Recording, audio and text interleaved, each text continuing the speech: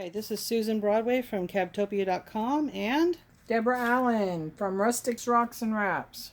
Today we're going to demonstrate how to use Cabtopia ring template number 6. So, first thing we're going to do is trace the design onto a piece that we're going to use copper today. So I think I want this size. So let's see here, pin.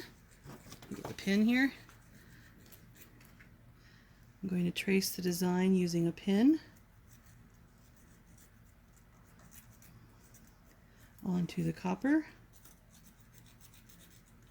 This little piece in the middle, sometimes it's a little bit flimsy, so I will hold it down. It's not that flimsy. This pin is a little bit wonky. Get a different pin. So I'll trace the design here.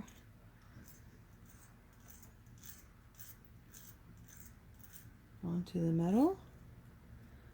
And then once I have that design completely traced, let's just assume we do, I'm going to use an awl or anything to scratch on my surface.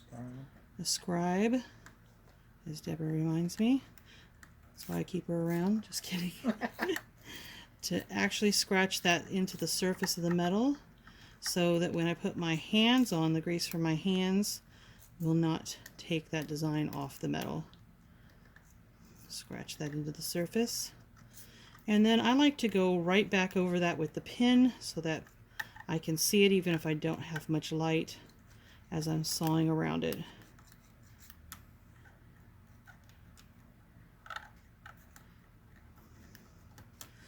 Okay, let's just assume that that's been done.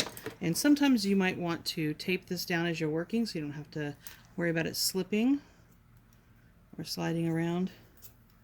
I usually tape it down as I'm working. Go right back around all this design with your pin. And there you go, you have your design. After you get your design transferred to your metal, then you can start cutting it out with a jeweler's saw. So to save some time and some grief, I have started cutting mine out. It takes a while to cut it out with the jeweler's saw.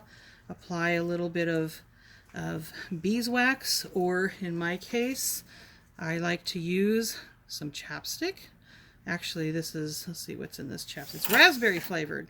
That's lovely. But see what's in it. Active ingredients. I have no idea what that's. Beeswax. Organic beeswax. That's lovely. I don't care if it's organic or not. I guess that's a good thing. And sunflower oil. So that actually allows the blade to glide quite nicely over the metal. So I just add a little bit of that onto my saw and it glides quite nicely. So let's get moving on this. And it's kind of a bit of a challenge to move around these curves. It's more of a challenge than going on a straight line, but it's a nice design to challenge your sawing skills. Once you get all around this design, you can pretty much saw anything. So I've got to a corner now, so I'm going to stay in that spot and turn my saw or my piece around and not move my saw, just keep it straight in the same spot so that I can keep my corner quite nice and not dig into it. And now I'm going to go around my curve. Now I can move my saw now that I've turned that corner. And go around the curve here.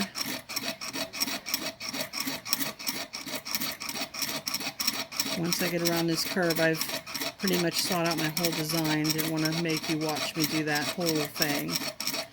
Almost done sawing out this design.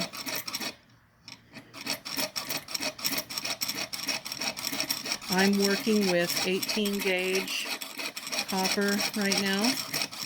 And once I'm done sawing this out, if you wanted to texture your metal, you would want to have done that before you saw out your design. You would want to anneal it, then do your texturing with a rolling mill or a hammer or whatever you want to do it with, or etching it. and do that before. And there's our piece coming off right now. There it is. So this is what your piece should look like, and now you want to use any of the tools you have at your disposal to clean up your piece. I'm using a 60 grit piece of, I forget what this is called. Anyways, this is a 60 grit brush tool to clean up my piece. So I'm just going to run that. This is a Harbor Freight rotary, very inexpensive. Doesn't have a lot of power to it, but it certainly does the job nicely. Getting a lot of the debris off the edge, a little bit of the burrs, and taking off the rough edges. Can take a little bit of the curve. If the curve is a little wonky, like I have a bit of a wonky curve right here, I'll take a little of that off and curve out that curve a little bit better, round out the curve a little better. I'll go into this here, clean it up, take off any sharp points. You can use a flex shaft or a Dremel for this. They have more power behind them. I'm just using this because it's really portable and easy to carry with me.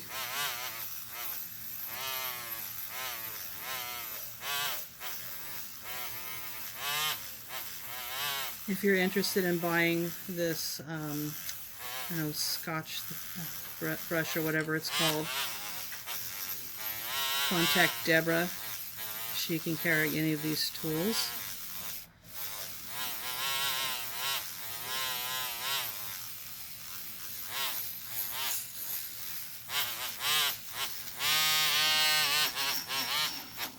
Deborah, do you remember what this brush is called that I'm using? 60 grit wire brush. 60 grit wire brush, okay.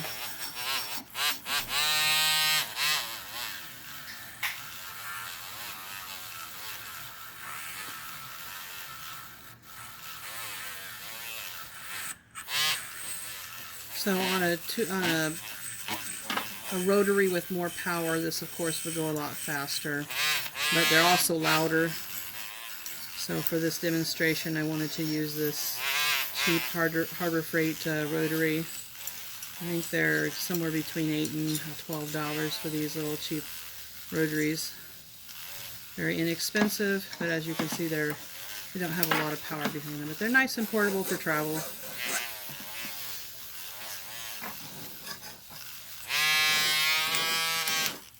Okay, so after you do that, you have this ring ready to go. So now I'm going to get my ring mandrel, decide how I want my ring to look. And I was kind of thinking it could stay flat at the top and go across more than one finger, maybe this finger, and then just do a U shape. I mean, it doesn't have to be, curve over. That's Deborah over there. She's working on another ring for a different design. Did you have it all the way turned on? Yeah, it's all the way turned on, but once you start using it, it'll tone down a little bit. Has one speed, that little tool.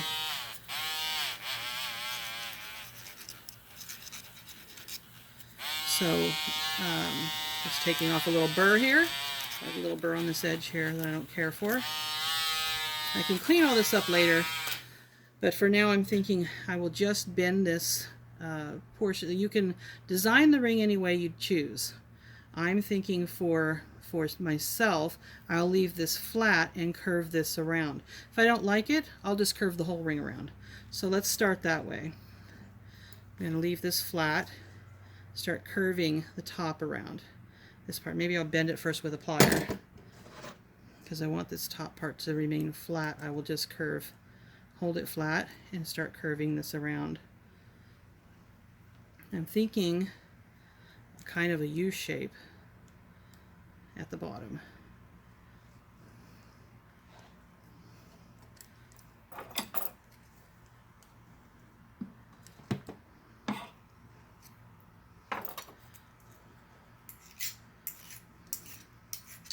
So let's start with that. Let's get our ring mandrel now and start wrapping the rest of the ring around it.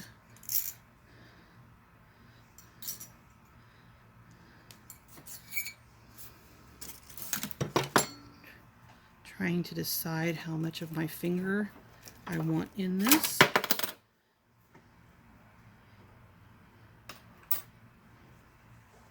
So that looks kind of interesting. I'm not sure if I like it yet. I'll just keep working until I decide I like it.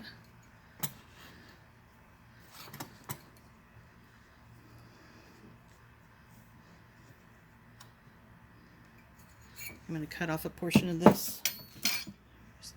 Where are the scissors that were up here? Do you know? The shears. Thank you. Let's see if I can cut part of this off. It's awfully thick metal. Maybe, maybe not. No, probably. Well, I may have to cut this off later, but for now I'm just going to bend it out of my way. I'll cut it off if I don't like it. Bend that out of my way.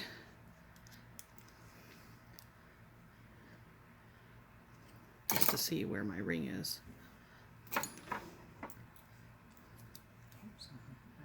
Yeah.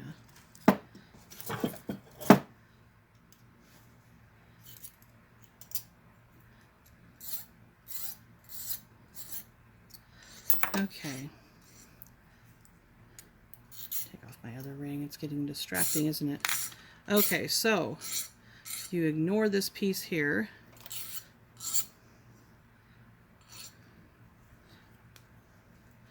kind of wanted it to stay super flat on the top, like a signet ring or something.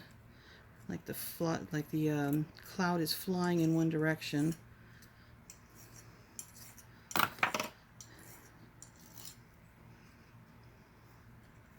So that's kind of interesting, having it like that. So if I continue to round off, we cut it off with the jeweler saw. Yeah, I probably have to cut that off with the jeweler saw. So let me do that.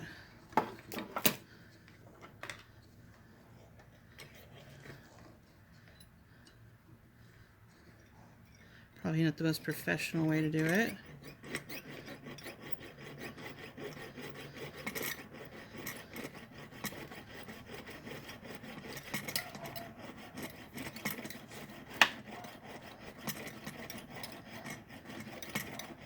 You can determine your length in advance of how long you want it to be at the beginning, if you know what the shape you want it to be. If you want it to be wrapped all the way around and tucked under, or if you want to have the shank come up and just meet the top of the ring.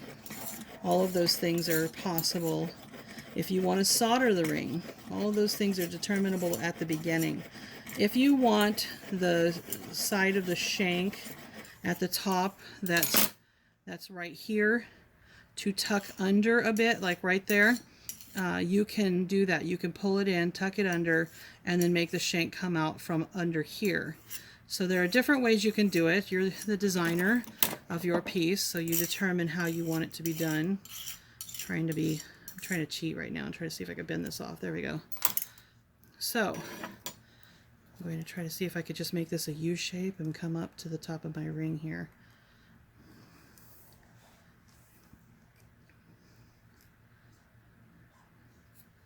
So obviously I have a little bit of work to do to polish that off and to get it where I want it. And my fingers are too big.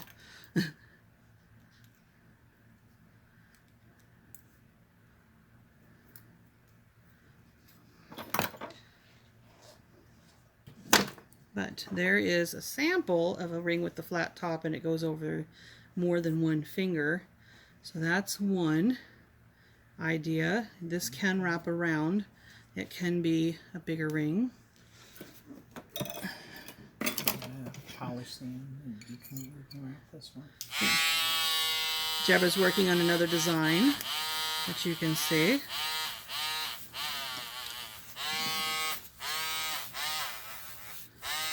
I put this on the mandrel wrong.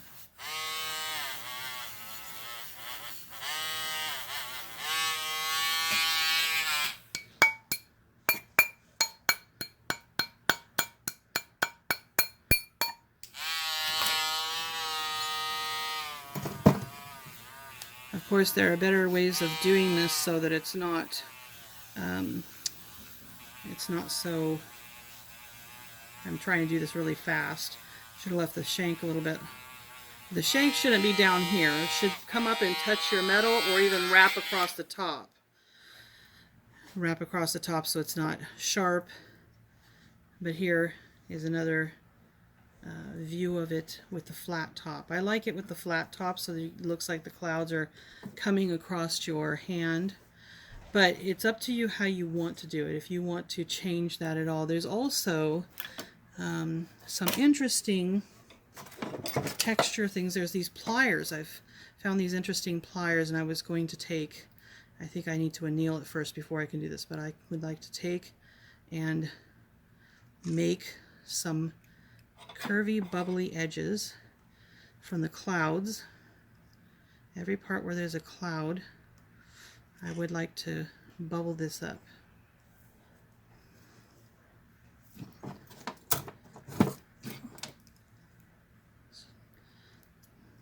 Probably better if I anneal it first.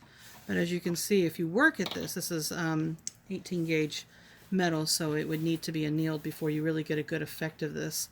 Got a larger cloud, or larger bubble plier here, as you can see. Get a bigger bubble over here. You can enamel this ring. You can kind of make anything you want. Of course, I'm not doing a very good job of it.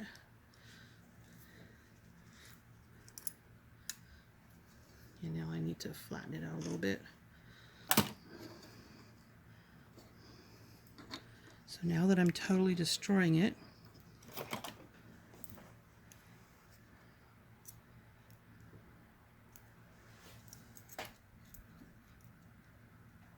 but hopefully you can see the potential of what it could become with some texturing, some extra work of it, using some different methods of attention, and once again, with some interesting texture and work, you can see that it could become something fairly interesting.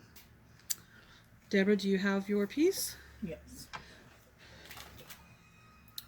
So some people were saying that they were worried about this little tail on the end, whether or not this was going to be fragile.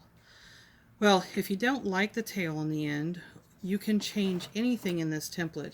You can take this little tail off.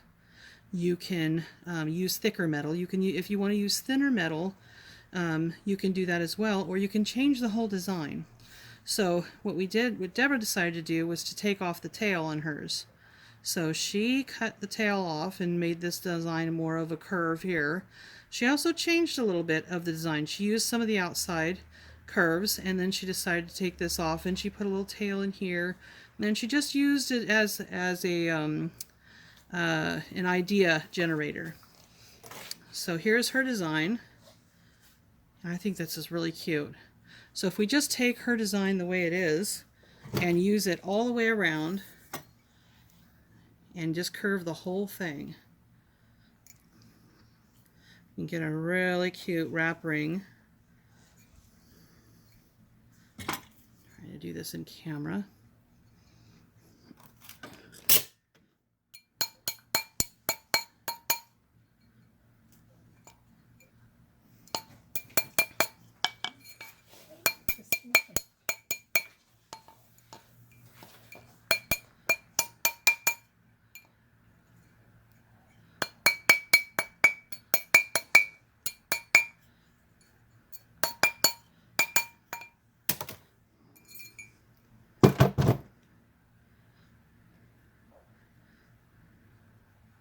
Now you have to decide where you want your shank to go and how much curve you want in this top portion.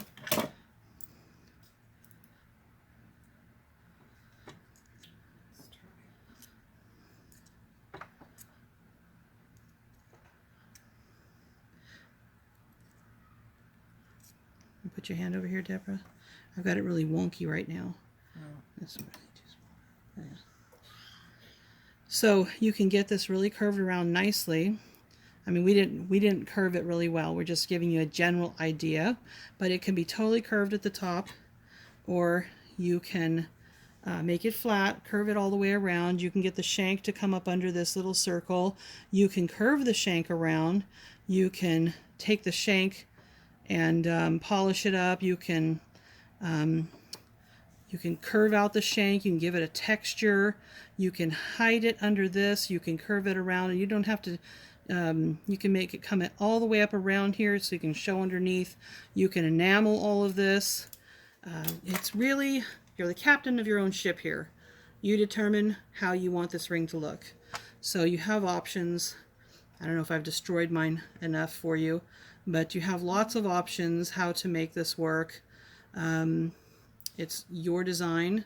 Once you get it going, you determine how you want it to work. So that's basically it. This is Deborah Allen from Rustics, Rocks, and Wraps, and Susan Broadway from Cabtopia.com. Visit our sites, pick up ring template number 6, and then show me what you do with it. I'd really like to see. Thanks for watching, guys. Thanks for watching.